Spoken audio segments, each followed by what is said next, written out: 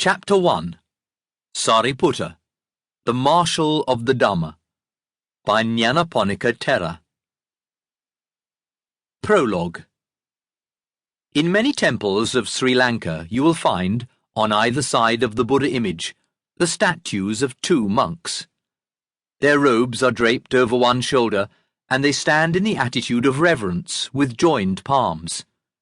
Quite often there are a few flowers at their feet, laid there by some pious devotee. If you ask who they are, you will be told that they are the enlightened one's two chief disciples, the Arahants Sariputta and Mahamoggallana. They stand in the positions they occupied in life, Sariputta on the Buddha's right, Mahamoggallana on his left.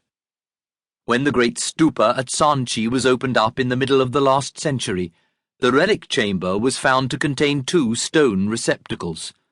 The one to the north held the bodily relics of Mahamoggallana, while that on the south enclosed those of Sariputta. Thus they had lain while the centuries rolled past and the history of 2,000 years and more played out the drama of impermanence in human life. The Roman Empire rose and fell. The glories of ancient Greece became a distant memory. New religions wrote their names, often with blood and fire, on the changing face of the earth, only to mingle at last with legends of Thebes and Babylon. And gradually the tides of commerce shifted the great centres of civilization from east to west, while generations that had never heard the teaching of the Buddha arose and passed away. But all the time that the ashes of the holy disciples lay undisturbed, forgotten in the land that gave them birth, their memory was held dear wherever the Buddha's message spread, and the record of their lives was passed down from one generation to another, first by word of mouth, then in the written pages of the Buddhist Tipitaka, the most voluminous and detailed scripture of any religion. Next to the enlightened one himself, it is these two disciples of his who stand highest in the veneration of Buddhists in the Theravada lands. Their names are as inseparable from the annals of Buddhism as that of the Buddha himself. If it has come about that in the course of time many legends have been woven into the tradition of their lives, this is but the natural outcome of the devotion that has always been felt for them. And that high esteem was fully justified. Few religious teachers have been so well served by their immediate disciples as was the Buddha. This you will see as you read these pages, for they tell the story of one of the two greatest of them, the Venerable Sariputta, who was second only to the Buddha in the depth and range of his understanding and in his ability to teach the doctrine of deliverance. Khema of Great Wisdom.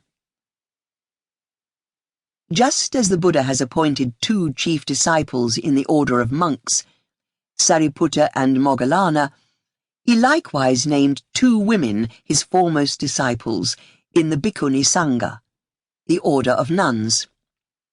These two were the Bhikkhunis Upalavana and Khema, the former excelling in psychic power, the latter in wisdom. The Buddha has held up these two as the models and examples for all the nuns to emulate, the standard against which other nuns could evaluate themselves. The name Khema means security, and is a synonym for Nibbana. The nun Khema belonged to a royal family from the land of Magadha. She was extremely beautiful and fair to behold, and when she reached marriageable age, she became one of the chief consorts of King Bimbisara. This king was a stream enterer, and a generous benefactor of the Blessed One. He has donated his own bamboo grove to the Sangha, and constantly looked after the monks with great solicitude.